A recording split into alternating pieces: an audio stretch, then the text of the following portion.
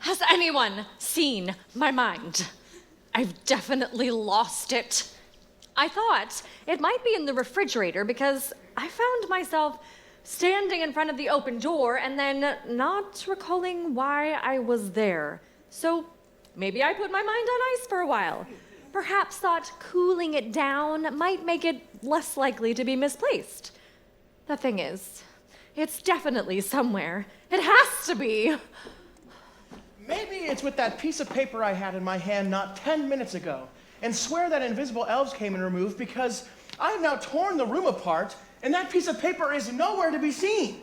So it makes perfect sense that the invisible elves who came and took that essential bit of correspondence, for the amusement of seeing me fall to pieces, I guess, probably took my mind as well. The two do seem to have some kind of vague connection, which I can't work out. Because I need a mind to do that. I certainly hope I didn't leave it on the subway where it could get trampled, crushed, or sat on. Though the particular car I last was in did have crying babies, shouting teens, and a truly scary lunatic screaming about the Lord. On second thought, if a mind is found in that car, it's probably his. So many places I could have lost it. The supermarket checkout line, the last traffic jam, or political debates, in the headlines, or watching some cable news show where obviously all minds should be left at the door. I don't even know where to begin to look, and past experience has shown my mind can be quite elusive. Please let me know if you come across it somewhere. In the meantime, I guess I'll have to wait around. Until the mind I lost is found.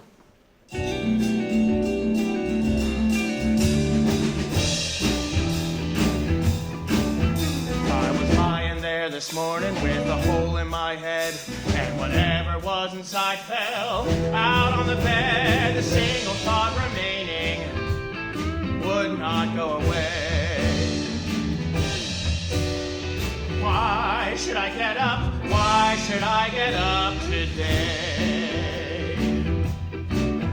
So I made it to the coffee, and I had my morning smoke. I should have had a laugh, 'cause life is a joke. I thought we'd stay together and always be okay. Why did I get up? Why did I get up today?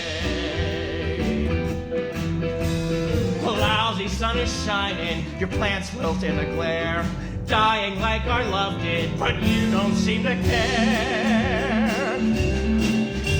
I stagger through the wreckage of the mess you left behind, the mess that I created because I was blind. I can't control my temper, and now you won't stay. Why should I get up? Why should I get up today? And now you won't forgive me. Your plants are turning brown. While I sit here frozen, the sun is beating down. Tomorrow might be better, a new day not to dread, but it's not gonna happen, so I'll go back to bed. The dream we're still together, pretend I didn't stray. Why did I get up? Why did I get up today? Why should I get up? Don't want to get up. Why should I get up today?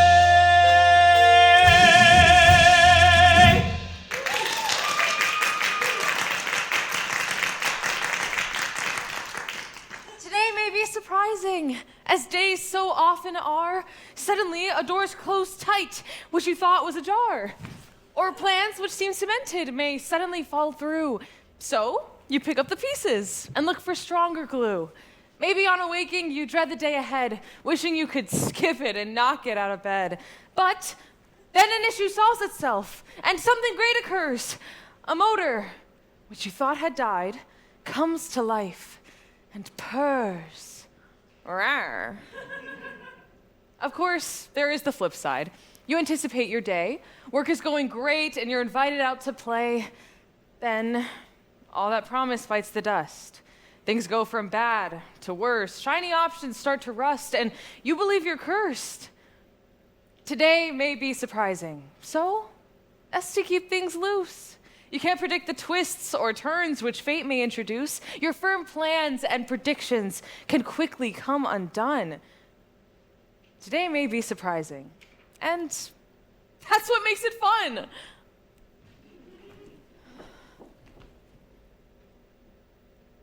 Oh, yeah. Of course, I remember your name. How could I forget? I'm not senile, don't have dementia. It's right on the tip of my mind. How great to run into you so unexpectedly. You look fantastic. Haven't aged at all since we last saw each other, which was a while ago, right? Please understand, I've met a lot of people in my life and still do regularly. All of them are right there inside my brain. And because there are so many, the name sorting app in my head takes a while to find them. I'm not great with names to begin with, though I've made a concerted effort to be better, repeating the name out loud several times after being introduced, associating it through the use of a mnemonic device. Like the neighbor, whom I could never be sure was Brendan or Brendan, until I connected it with the fact that Brendan lived in 4E. I'm pretty good with faces, which is why I could never forget yours, or your name, for that matter, which will come to me momentarily, I'm sure. Because this is not like those times when a face has stayed with me, and I wondered if I just randomly noticed it on the subway or around the neighborhood. Did I work with that person? Play with them? No, this is not like that. Because I know you from... It'll come to me. Those times when I can picture them, and together we went... How could I forget? Sometimes I'm forced to ask, after apologizing for having to do so, where do I know you from? And more than once the answer has been guess, which I find unnecessarily cruel since I was honest enough to admit that the moniker had escaped me. So please don't go there. Please don't laugh or be mean because my synapses are slowing down and there is so much information rattling around my skull with more accumulating every waking moment that now I have to cut to the chase and abjectly admit. Remind me of how we know each other.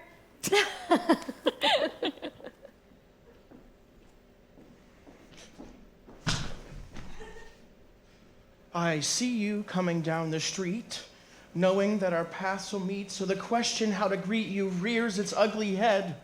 My first instinct is to hug and plant a big kiss on your mug. I'm a kissing hugger bug in greeting my close friends. But you and I are not that tight. Though we've gotten on all right, we've been open and polite, both fond of our connection. She's only introduced us twice. We had no trouble breaking ice, had no problem making nice. We're pretty friendly guys. But you are straight and I am gay, which colors how we choose to say hello in a nonverbal way when meeting on the fly. If you were a gay sister, bro, a hearty hug I would bestow instinctually, and even though we're not a long acquaintance. Now, shaking hands seems apropos, probably the way to go, but sometimes that scenario can throw me for a loop. I thrust my hand out to some guy, he'll look at me, eyes asking why my arms aren't open. You're too shy to give a friend a hug. At least by mutual assent, we won't kiss in this event, and you're not from the continent, so double kissing won't ensue. How many times I've kissed a cheek, then had the other turned in seek of another. Oh, so very chic those Europeans are. Hug, shake, kiss, double. Greeting is a lot of trouble in this modern hubble bubble when some worlds collide.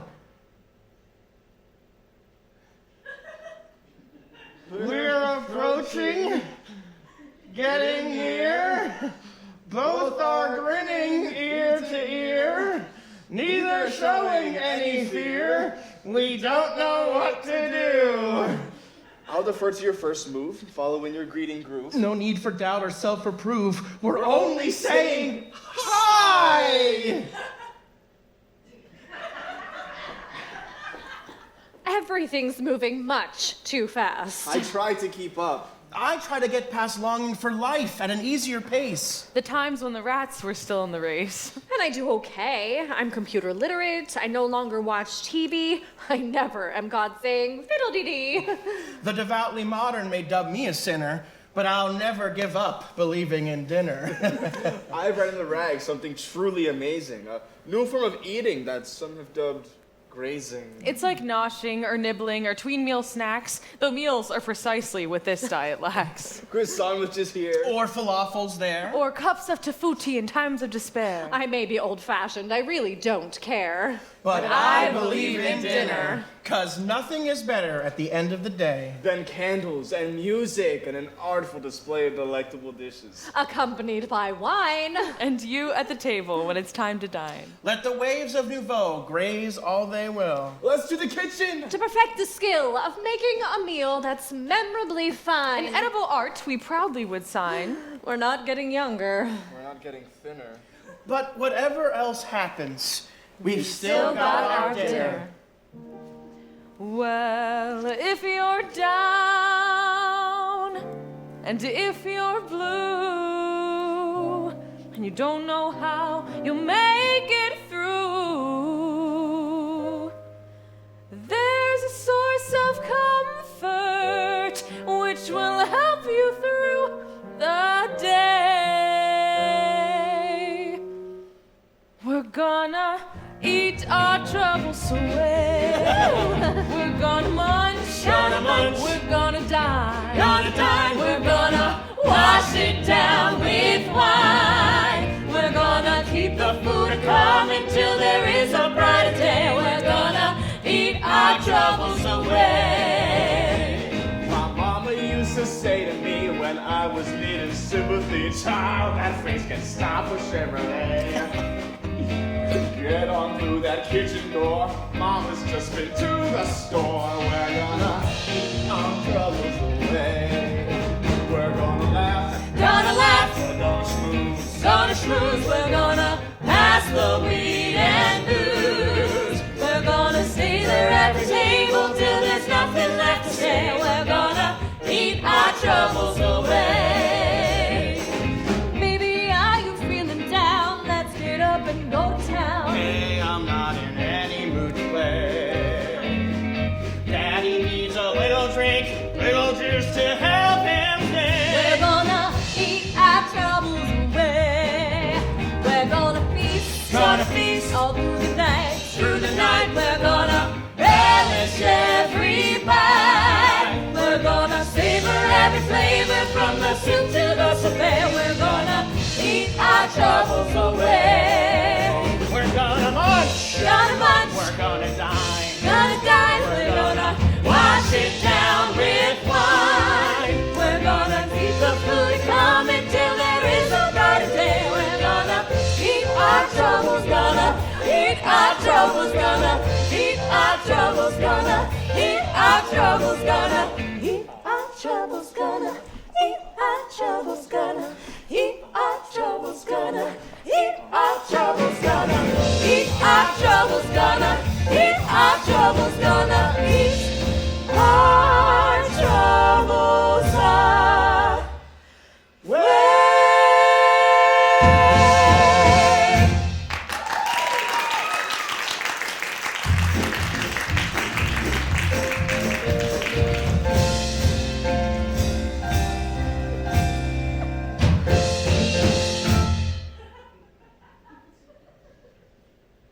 I'd like to do to you what the French do to potatoes. Italians do to pasta. The Spanish do to rice. And that would be to take the best parts of your nature, enhance them with deliciousness, like peppers, cheese, or spice. 'Cause you deserve the treatment that New Yorkers give the Yankees. Hollywood gives starlets. England gives the Queen, King. And that would be to celebrate your specific greatness, shower you with prizes and payment that's obscene. I'd like to see you on a grand red carpet with Olympic medals, accepting grand applause. You should be rewarded for all the joy you bring me, all the songs you sing me, all the happiness you cause. So if I were to do to you what the French do to potatoes, what Norwegians do to herring, Koreans to kimchi, I would be most grateful if you would use that kind of magic, bring out the best part of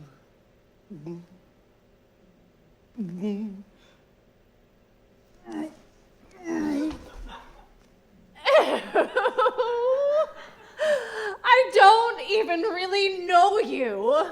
You came with a friend of mine who left with someone else when you were feeling fine. And now you're drunk in my bathroom, and I want to go to bed. I'm sorry that you lost it, but glad you found the loo. Those cookies that you tossed took several days to do. And now you're drunk in my bathroom, and I want to go to bed. I wiped out all the ashtrays, put all the toys away, rearranged the magazines, and picked up the lingerie? But you're still drunk in my bathroom, and I want to go to bed. I'll admit, I found you funny and cute in an offbeat way. Made my goosebumps jump with thoughts of how we'd play. But now, you're drunk in my bathroom, and I want to go to bed. I am friends with A and B. And A and B are friends with me. I'm very fond of A and often join that friend for play. I'm also partial to friend B and often join that friend for tea. Now A and B, they get on quite well. The three of us are friends. It's swell. If I choose to play with A, B knows I'll return another day. And same for spending time with B. A knows I'll return shortly. They both have friends, like C and D, and don't spend all their time with me. It's fine if we remain as friends. But that's not how this ditty ends. For now, I love both B and A in more than just a friendly way. Suddenly, my friends have changed. A and B are acting strange. If I'm with A, B makes a fuss. If I'm with B, A is mad at us. Now A thinks B is not so cool, and B thinks A is quite a fool. Yet both people are the same. Except for having fed the flame, why should that have changed things so? I asked them both, and they don't know. The whole mess has me mystified. I won't choose one. I won't decide. I've love enough for A and B. Probably for C and D.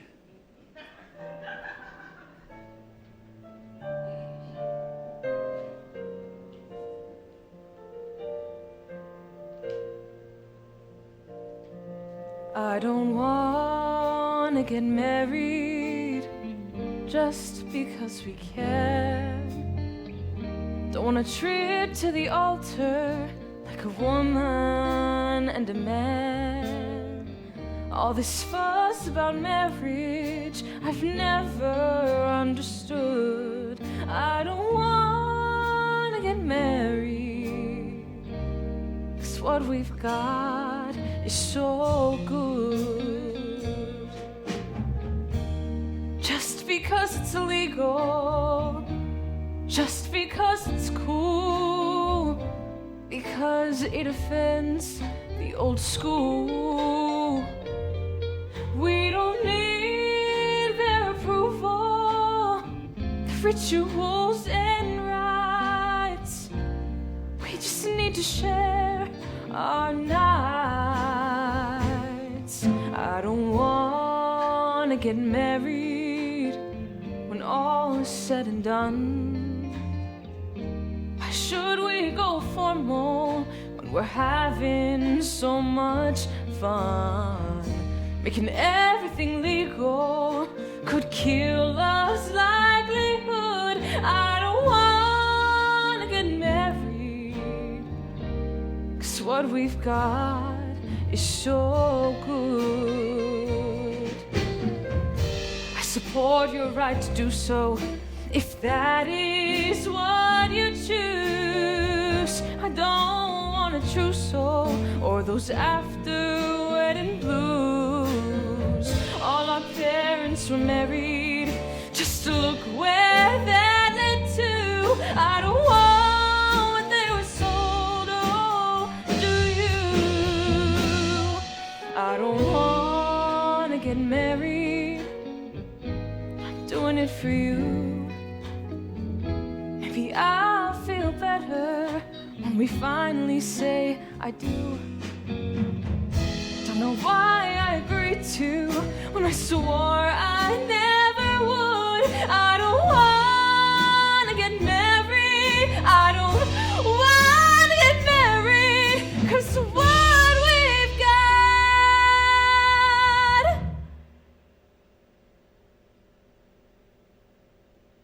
is so good.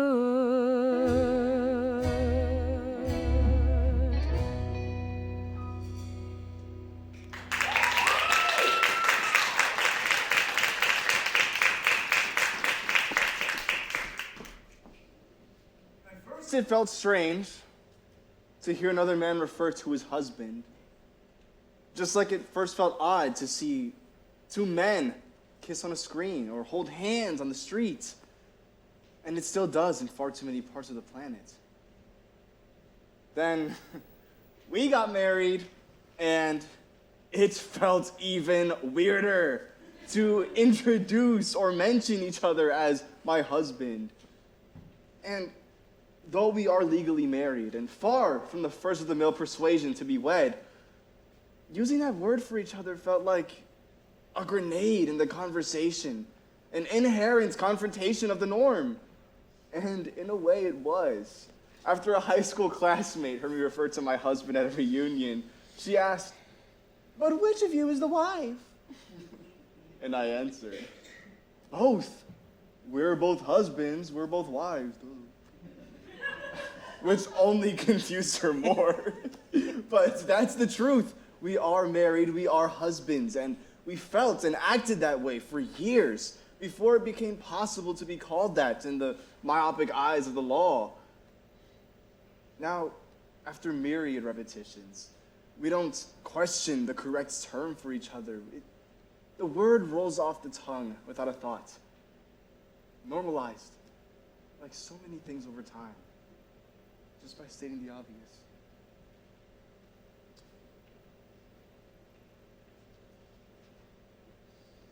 The weather is lousy. The day is wearing gray. There are dangerous passages lying ahead. Let's stay in bed. This room is so cozy. The fire is hot, the music is easy, and leaving is not. The idea of going out fills me with dread. Let's stay in bed. Let's stay in bed and let the world roll on. No one will notice that we are gone. We can find plenty to do instead. Let's stay in bed. Your skin is like candy. Your laugh is like wine.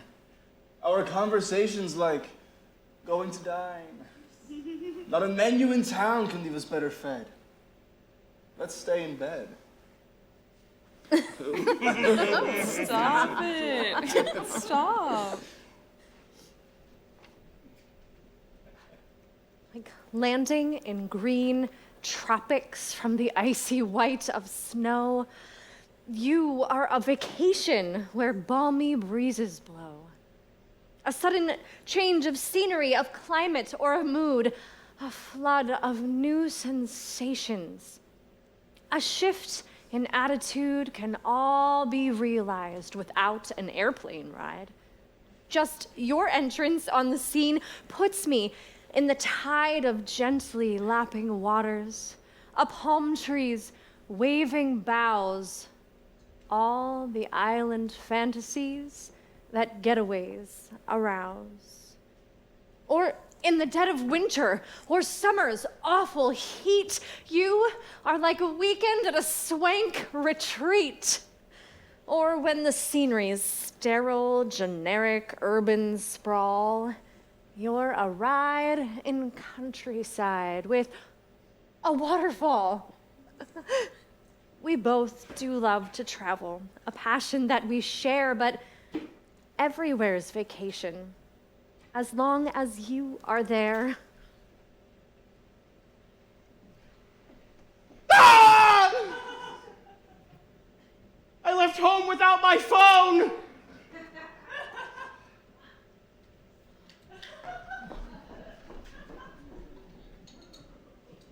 Can you imagine? I got to the subway and went to text you when my mind was blown at the discovery I left home without my phone. Who does that? I knew where I was going generally, but the specific address was in my calendar under that day. But guess where that info was stored? I was bored on the ride. Couldn't hide my distress that I couldn't do puzzles, couldn't play games, couldn't look up names in that day's news or peruse breaking stories. I can't even... And in this horror I'm explaining, did I mention it was raining? I had chosen a restaurant near the theater. I remember the address of the food, which lightened my mood, and thought I recalled the block where I'd go after. I walked up and down in the pouring rain, couldn't find the theater.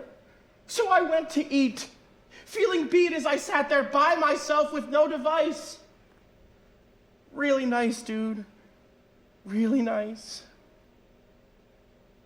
I explained my situation to the waiter and asked him if he could Google the theater. He did. So sweet. So hip. Big tip. I got to the show early and had to sit staring at an empty stage. Instead of paging through messages or apps or looking up info, I suddenly felt the urge to know. Oh no. Oh no. Leaving the theater I went to, I meant to check the subway schedule, but duh. Then thought to text you I was on the way. Can you say head slap? So I sat on the train with my hands in my lap, contemplating how dependent we've become on these pocket-sized machines. But what other options are there? Become a Luddite? Withdraw from social media? Not gonna happen.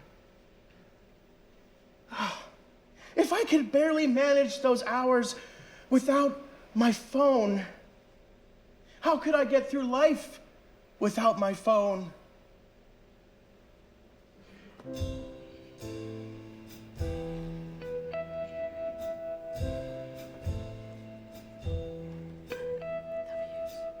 We paid a small fortune for these seats. At the hit show, one of the treats, on which we spend our hard-earned dough, cash. One of the places we love to go. And what's on stage is suppressing the hype. Entertainment of the highest type. Filling the room, our heads and hearts. Completely immersed, but then it starts. Oh no, what's that annoying electronic glow from the row in front of me? You're texting, how perplexing. In atrocity, It's very clear you must be high-tech. Low-class ass smartphone. Dumb ass on trend. So crass ass high-tech. But so low-class ass. Second act, no screen glow is visible from your row. Maybe now we can appreciate this quiet moment. The acting's great. Climax building to, oh no, but wait! What the hell? What the hell? That sound I fear, it's your cell. Didn't you hear the pre-show rap? Silence your phones, what is this crap? Rude behavior to endure, all because we know that you're high-tech, low-class ass smartphone. Dumb ass on trend. So crass ass high-tech, but so low-class ass. Look around, how lucky we are to see this play right now. Look around, how lucky we are to see this play right now. Look around, how lucky we are to see this play right now. Look around, put your phone down, put your phone down!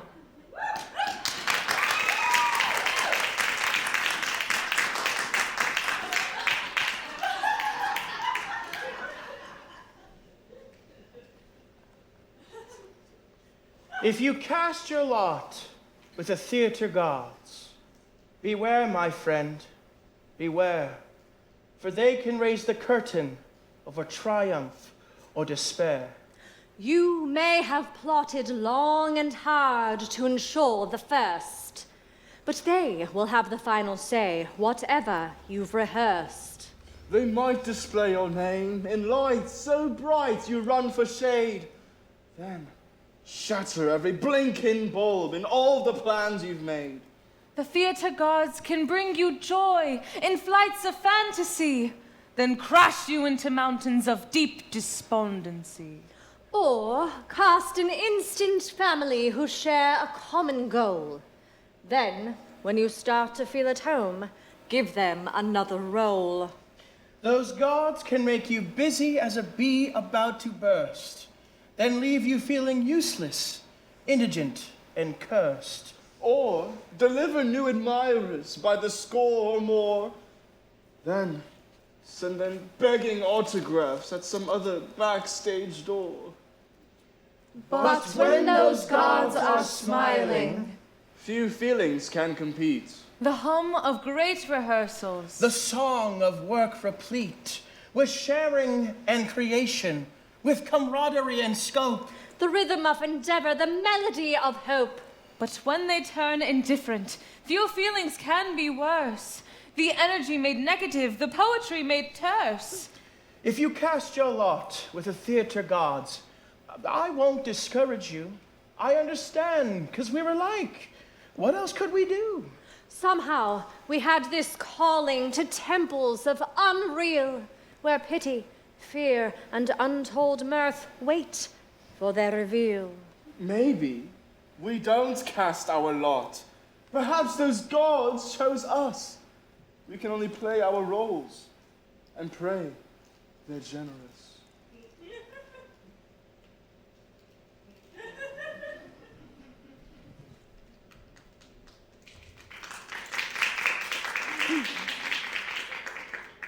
So many people are doing better than me, raking in money and favors and honey, reaping awards and acclaim, and winning each round of this game that we play, lauded and laureled wherever they go. Why, that's not me. I don't know. I'm at least as smart, if not smarter, by half. I'm told I have heart and can make people laugh. But I don't get the plaudits handed out to the favored by birth or genetics or connections, given out on silver plate platters, while their limos are driven to red carpet galas where they're celebrated for work which, in truth, they've just delegated. But so many others are doing much worse. and look at my progress as unfair or perverse. They think they deserve more unreserved glee and can't understand how I can be where I am in the order of pecking when at least we should be neck and necking. Instead, I'm ahead, at least in their eyes, leading them to despise my meager achievements and building resentment over minor bereavements and injustice. So I guess whoever you are and whatever you do, someone will always do better than you, while others will always be doing much worse, leading them to curse you under their breath, while you, with the warmness of Lady Macbeth, rail against those who please some great rewarder and seem to be higher in life's pecking order.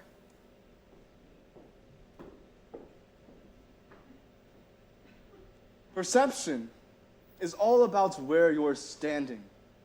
For instance, I recently made my Broadway debut as a writer, and after 2 highly favorable notices in the record of notes, I keep getting cards, letters, phone messages, or stopped on the street. You must be on cloud 9, which from all outward appearances should be the case. But Bruce, who sees this from very close where I'm standing, which lucky for me is where he often can be found, says I'm really on cloud 5. Because those favorable notices, flattering as they were, have not created the rush to the box office that might be expected. And therefore, every day is filled with anxiety about sales and raps and the number of bodies and seats that particular performance, or the number of dollars generated by those bodies. It all comes down to the numbers. And the numbers are definitely disappointing. So 9 seems several clouds away. But just try explaining that to people on cloud 3. They say you're ungrateful or a whiner, because if those positive quotes referred to me, I'd be dialing my moving van and changing my cloud to number 9 without a peep of complaint. Mr. Ungrateful for all you've been given. And I've been given bounties of blessings. And I've been on clouds 1 through 9 and back to 4 where I fervently hoped for more. But, so I'm not ungrateful to be on cloud 5. But being hyper aware of the numbers these days and perception is a curious mix of projection and desire. And I'd be a liar not to know we're in a bit of a fix. And I'd be more than happy to move to cloud 6.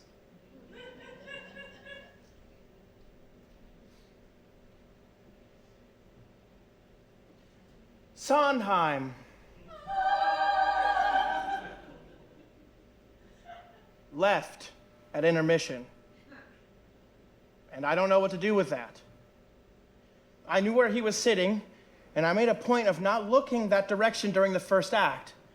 But as the lights were dimming at the end of the break, I sneaked a peek, only to discover an empty seat where Sondheim had been. His absence shredded my ego, but the undeniable hurt was rapidly replaced with rage. And then by obsessive focus on the stage, my mind began to race. Then anger filled my head and all rationality fled. I used to think he was God.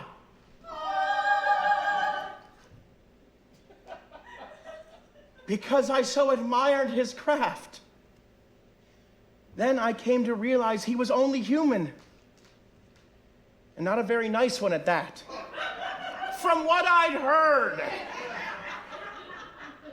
Anyone I told about his leaving rapidly devised excuses, no matter how absurd, which had surged through my head in the seconds after discovery of his absence. He had somewhere else to be. Hated chorus line in previews. He was sick. He is sick. He's bitter. He's mean. Hateful. Jealous. Jealous. Jealous. Right.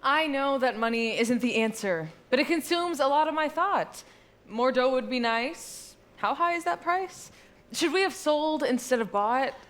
I don't need $1 billion and all that would entail. Accountants, staff, and homes abroad, ambitions out of scale. Private jets are comfortable, convenient, and at hand, but maintenance and upkeep must be daunting when they land. The earnings come in and the payments go out, but the struggle stays the same. Splurging when there's more, scrimping when there's less, trying to remain in the game. Money makes the world go round and can create great grief. The more we have, the more we want. And greed brings no relief from so many problems, which money cannot fix. And often it brings more troubles when added to the mix. I dream of having oodles of money. Though, are those who do more content? If I had it, I'd share, at least what I could spare, before my better nature was spent. No, I don't need $1 billion. I get by just fine. Too much distorts reality, and I'm content with mine. I do obsess the most about money, of anything that troubles my head. Why is there this drought? What if it runs out? Will it last until I'm dead? I like to take life easy. My savings will suffice, so I don't need $1 billion. But $1 million would be nice. I shouldn't think so much about money. I know I'm kind of stuck in that rut. Through the ebbs and flows, even when it grows, money is a pain in my butt. I am easily irritated by things I shouldn't be, like walking down the street or standing in line behind some really ancient person who can barely move, or spends an eternity looking through her purse for change, leaving the rest of us in the checkout line fuming over our inconvenience caused by her physical challenges, while being all too aware that in the not-so-distant future, that could well be us, shuffling down the street, holding up proceedings while looking for... What was I looking for? I am easily irritated by the shocking stupidity of far too much of the general public. The idiotic choices people make all the time, everywhere, while I smugly assume that everyone is as smart as my friends, which is not anywhere near the case. So I constantly find myself asking, what kind of moron would do that? I am easily irritated around you. Because we've been together so friggin' long that I don't think twice about directing my anger towards the most proximate target. While I rationally know that you are not the source of it, I'm probably angry at myself because I can be pretty clueless sometimes. But you are the outlet for that irritation, which is really directed at me because so often I am hopeless and far too easily irritated. Please, adjust your medications. This you isn't working for me. Your head needs some alterations to return to reality. You have fallen way far off the edge of where you're meant to be. Please, adjust your medications. Before you disagree, it's hard to argue with crazy or logistics with a child, and your erratic thinking is driving me past wild, propelling me to fantasies of what I'd like to do to end this staff discussion and check out of this zoo. There's no shame in using chemicals, especially when prescribed, and certain medications are meant to be imbibed when the craziness around us, and that inside as well, gets to be unwieldy and creates a private hell. A quick check of reality by someone certified can be the golden ticket when our brains have gotten fried. I know your medications help to smooth you out, but sometimes rides get bumpy, and dosage is in doubt. So, making a quick adjustment to whatever you're on would be much appreciated. Before my mind is gone. Couples are intriguing. In the ways we are the same. Stimulating and fatiguing. Always weighing who's to blame. That was rude and hurtful, honey. You're too soft and insecure. What a way to spend our money. Why are you so immature? Each exchange or interaction holds potential to derail. Every statement, a transaction. Which one's ego will prevail? The slightest slight can be explosive. Why'd you diss me? What did I do? Little barbs can be corrosive, especially when they're true. Each move and play, negotiation over details, large and small. And everyday accommodations in the constant free-for-all. Other couples might be viewing us the way we look at them. They might well be misconstruing behavior easy to condemn. Other couples are amusing. Do we really come off that bad? Sometimes signals are confusing. Was that a fight that they just had? Other couples give perspective. That's exactly how we are. None of us can be objective. Are we really that bizarre? Other couples are inspiring. I guess we are not alone. Finding balance can be tiring. Every couple makes their own.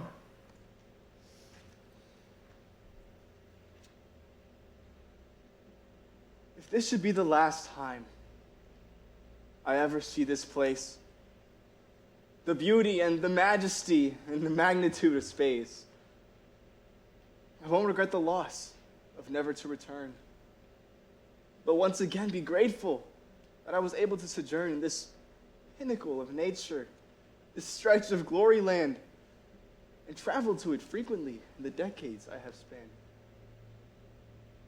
If this should be the last time that we share respite from the race and revel in our friendship at this slower pace, I'll try not to be bitter that the good times had to end, but celebrate the fortune of having such a friend. The big events, the small dinners, the giggles and the tears, the triumphs and the loss we've known together through the years.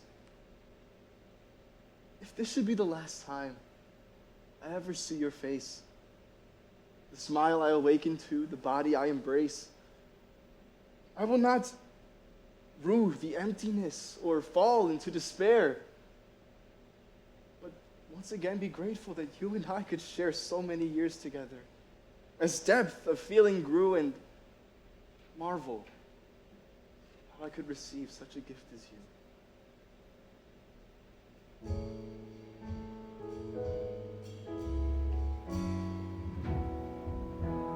The days can be empty with no one to fill them. The going gets heavy, the road gets too long. There's nothing more in this world I could ask for than someone beside me when night's coming on. Remember the mornings, the sun caught us laughing. Remember the parties that lasted past dawn. More in this world I could ask for than someone beside me when night's coming on. And it's been many a mile I've traveled with you between the city and shore. We've shared many of you, And I wish you one happiness happiness going along. and someone beside you when night's coming on. I ponder the ocean, I question tomorrow. I fear I'll awake and the sun will be gone. But for today, there's this beauty around me, and someone beside me when nights come in on. And it's been many a mile I've traveled with you between the city and shore. We've shared many of you, and I wish you one happiness going along. Someone beside you when night's coming on. Someone beside you when night's coming on.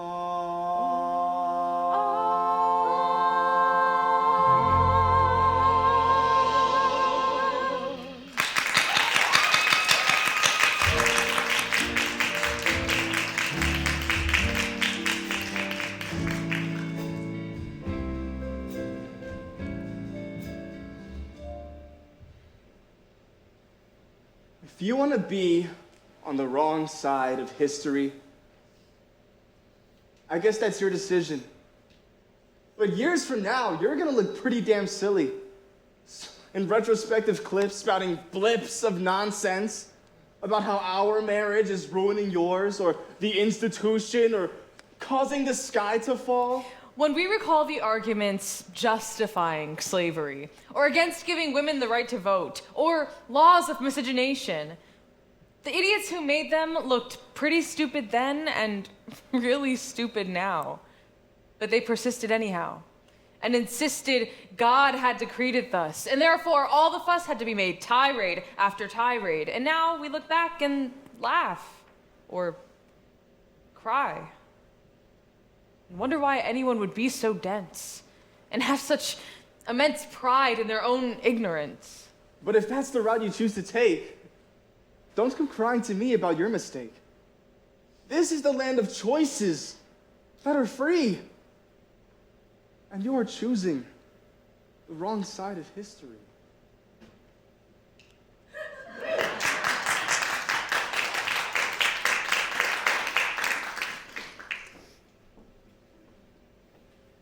Listen, my children, and you shall hear of a time less kind to being queer. A time when gays were rarely seen on the small or silver screen, when even the L word was deemed obscene, and few were aware what queen could mean. A time before gay clubs were in.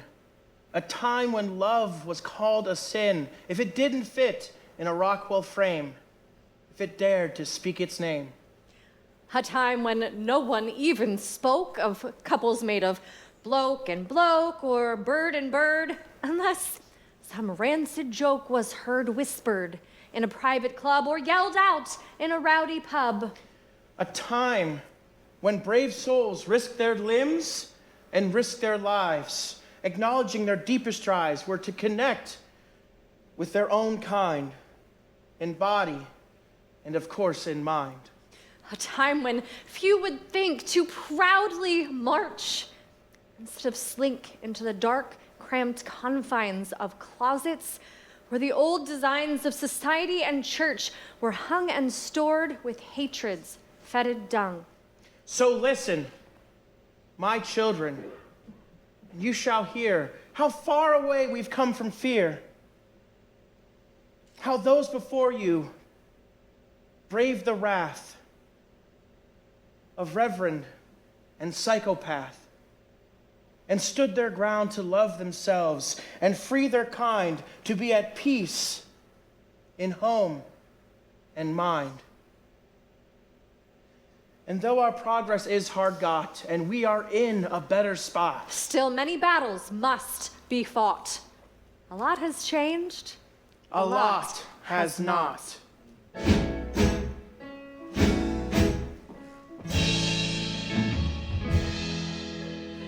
Mama used to read to me from the Brothers Grimm, and I can still remember, though the scene is dim, that I had made my mind up. Yes, I had picked my role. I'd rather be a fairy than a troll. Fairies were so carefree, so full of fun, bedding down in blossoms, dancing in the sun. While trolls hid under bridges or in a deep, dank, dark hole. I'd rather be a fairy than a troll. I'd rather be a fairy, rather be extraordinary, since I had the choice to play a merry role. I'd rather be a fairy than an ogre, mean and scary. I'd rather be a fairy than a troll. Hit it, Heidi! All them boys around me used to play with guns while I was in the kitchen baking hot cross buns. And though they teased, their taunting did not keep me from my goal. I'd rather be a fairy than a troll. And now that I'm a grown-up and I've really been around, I've seen that trolls and monsters truly do abound. They go online to hurt you like they're playing whack-a-mole. I'd rather be a fairy than a troll. Watch my feet!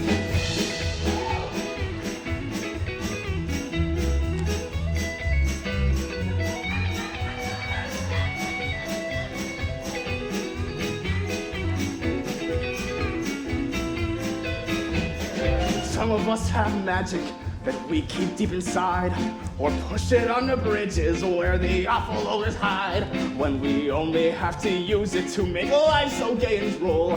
I'd rather be a fairy than a troll. I'd rather be a fairy, rather be extraordinary, since I had the choice to play a merry role. I'd rather be a fairy than an ogre, mean and scary.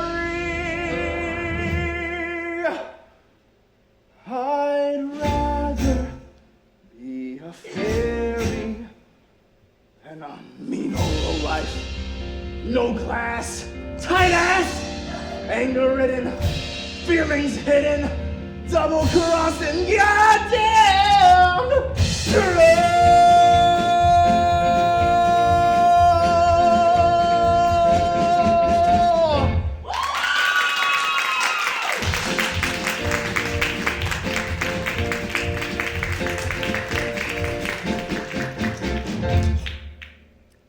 Can everyone who doesn't believe in climate change, please have their names etched in marble so that future generations can point and wonder how it was possible with all the information available. A rare consensus of scientists, weather weirding well underway, as is evidenced by rising temperatures each subsequent year, the hottest on record. Various species disrupted by warming oceans, melting glaciers and ice caps, and many other anomalies in the usual patterns. These people, their names immortalized in marble, these people who willfully ignored years of warnings, could have taken immediate steps to correct the situation when that was still possible, but instead chose to ruin this glorious earth and leave their grandchildren and future generations this mess of flooding, drought, plagues, apocalyptic flames, and the wars arising from them. These people will be forever remembered in dishonor. Or if not forever, at least as long as marble will survive.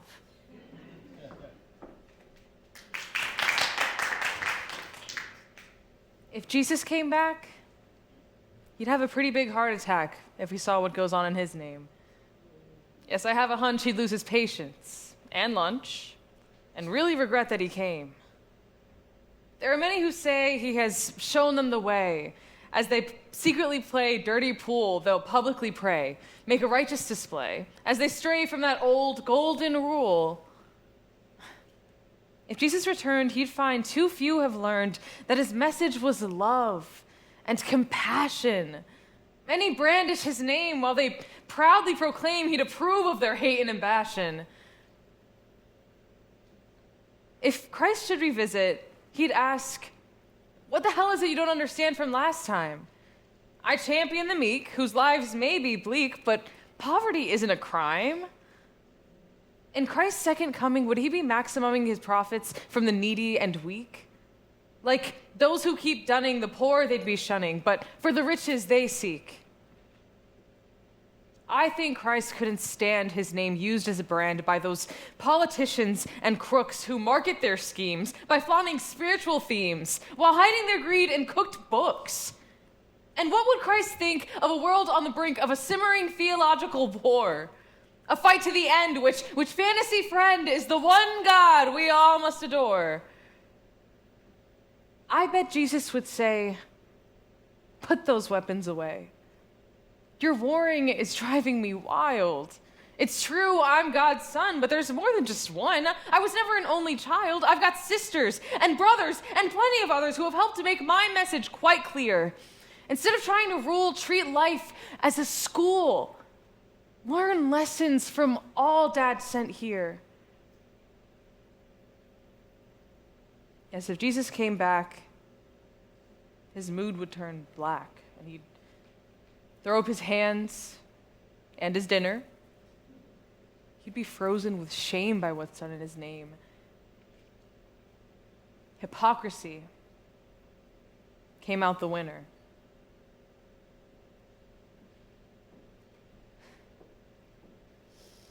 The last gasp of old white men running everything echoes through empty hallways and deserted conference rooms, reverberates through valleys of paper, and bounces off liquid surfaces of coffee and martinis. Their howls and screams shatter the solitude of open spaces and fill the void of abandoned urban canyons. The old white men cannot believe their power and unquestioned privilege are being challenged, especially by those minorities who will soon switch places to become a majority of diversity. Oh, how the old white men roar their displeasure that black people don't want to be killed systematically by the police, or that women don't want these geezers controlling their bodies, or that immigrants who helped build this country don't want to be treated like chattel or cattle. How they scream that it's God's will or nature's way, that they are meant to have the only say in how we all must live. But what divine intervention gave old white men the right to rule? What inviolable law of nature made their cruel machinations legitimate? Full disclosure, I am an old-ish white man who has enjoyed many privileges from my pale facade and favored gender. While trying to appreciate the advantages I've been given, I couldn't avoid the realization that had my skin been dark or my equipment switched at birth, I would have experienced a dearth of opportunities in various communities. Like any group, not all old white men are terrible people. And I like to think I'm one of the good ones. But centuries of privilege inure us all to those without the advantages we take for granted. Our POV is undoubtedly slanted. No matter how woke you may be, it's not easy to hear. Me can't hire you, because you're an old white guy. You gotta go with someone who isn't that. I may be old and white, but you'll see I'm all right. I have years of experience to share, wisdom I can spout, and maybe doors to open for those who have been shut out. Well, I tried. But change is the way of all time. Majorities in their power may have their hour or more, then rearrange and reconfigure. Morph and grow. Come and go. And that's all we know for certain as our play proceeds to its final curtain. We sit back and watch the old white men mule and weep. Lose their sleep, bemoan their fate. And expire in flames of hate. They too Shall pass. as younger and more various troops. Try to fix the morass they have left in their path and strewn across the floor. By the old white men on their way out the door.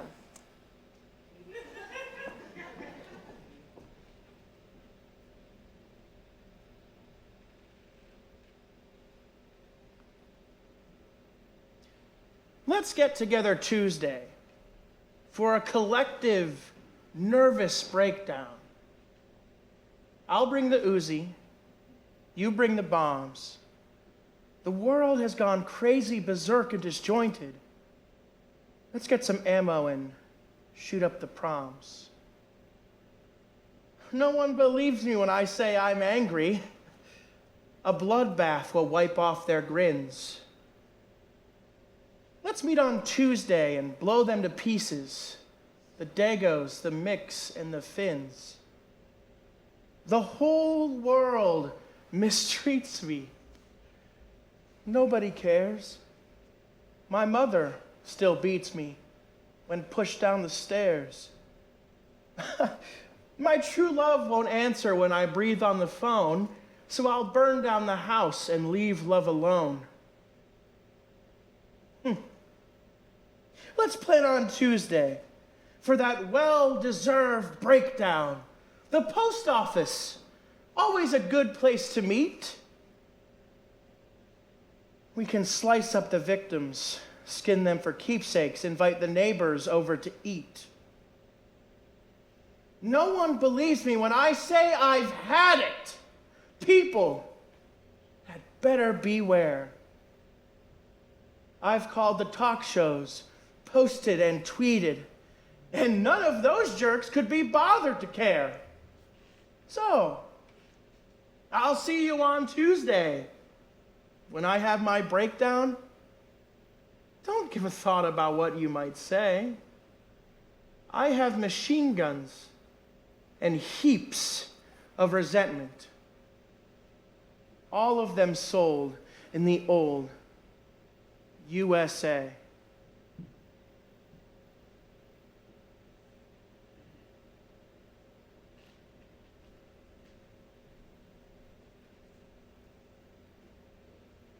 Maybe the world hasn't ended.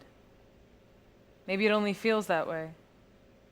Maybe these doubts can be suspended. Maybe we'll see a brighter day, but for now, the forecast is bleak. Where do we turn for the comfort we seek? Can we make it to the end of the week? How can we stay strong? How will we get along? When outcomes feel like a personal assault, when we want to hide in a sealed vault, when we're told that we're at fault, when we're told we don't belong by a toxic, angry throng, how will we get along? It helps to fully feel the grief, healthy to struggle with belief. Who knows where we'll find relief? Where did it all go wrong? How will we get along?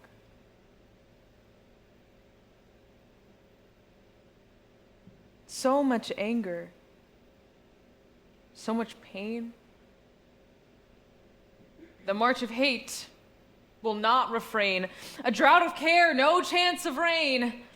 Winds willful and headstrong, how will we get along? A majority slapping sense in the face is so much more than losing a race. The fear it raises is existential. Have we lost all values deemed essential?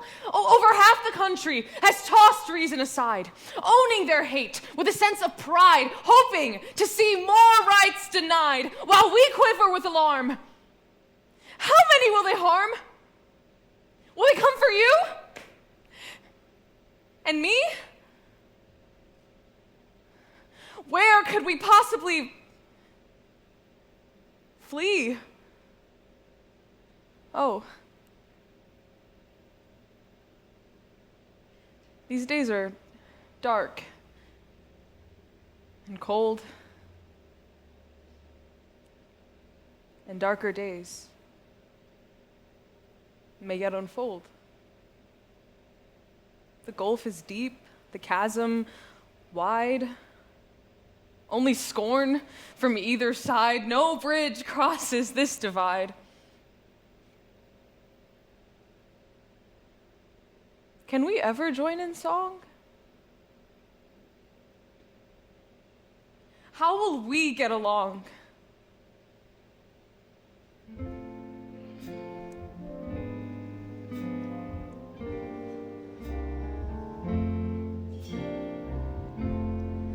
You've got tomorrow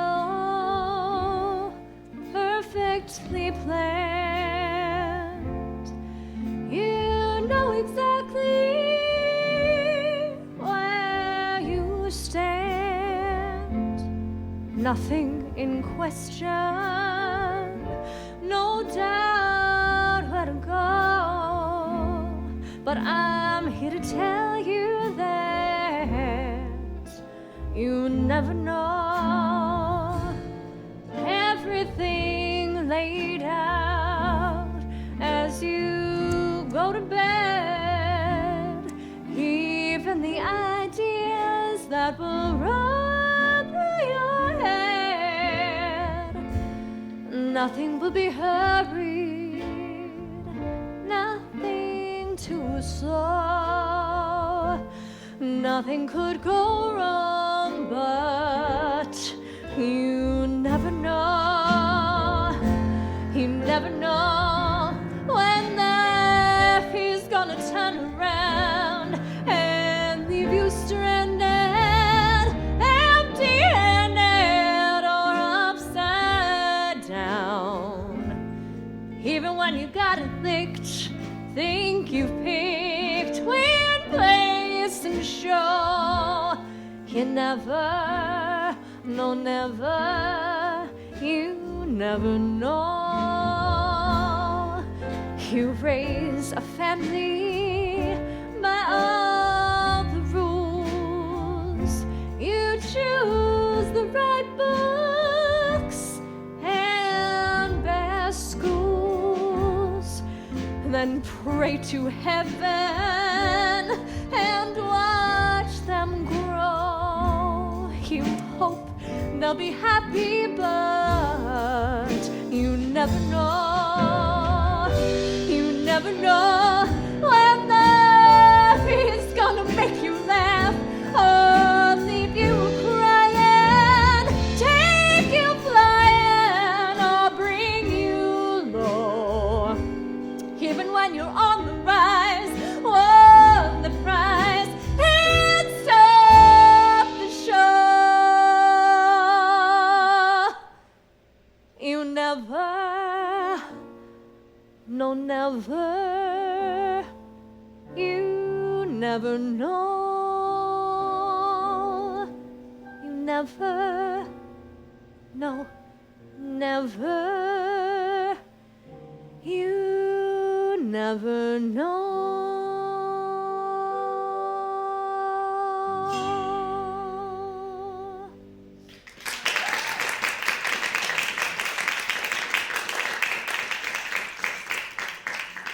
There will always be racists, sexists, and homophobes.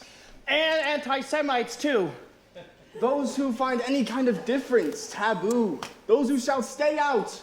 No fill in the blank allowed. Who teach their children how to hate. Those who don't assimilate the proper roles as fitting for the crowd. There will always be racists, sexists, and homophobes. No matter how we try to fight for people's right to be at peace beneath the sky, the hatred is irrational. Don't bother asking why. It's truly international. Just watch it multiply. And we who fight racists, sexists, and homophobes have to look inside. We've probably been a bit of each. I have, I confide. But we've worked to overcome the base instincts we may hide, to help ourselves and others find self-esteem and pride. Just because there are racists, sexists, and homophobes doesn't mean we shouldn't strive to teach our children tolerance for everyone alive, to show by our example how all deserve to thrive, and keep on fighting for the day when justice will arrive.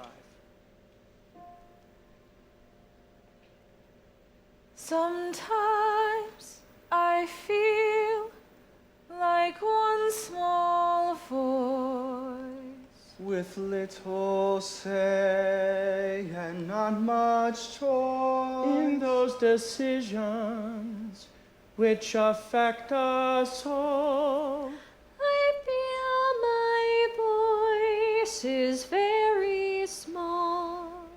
But if I say what's on my mind, I might be heard, might even find another person who will join my song, and one more voice might sing along.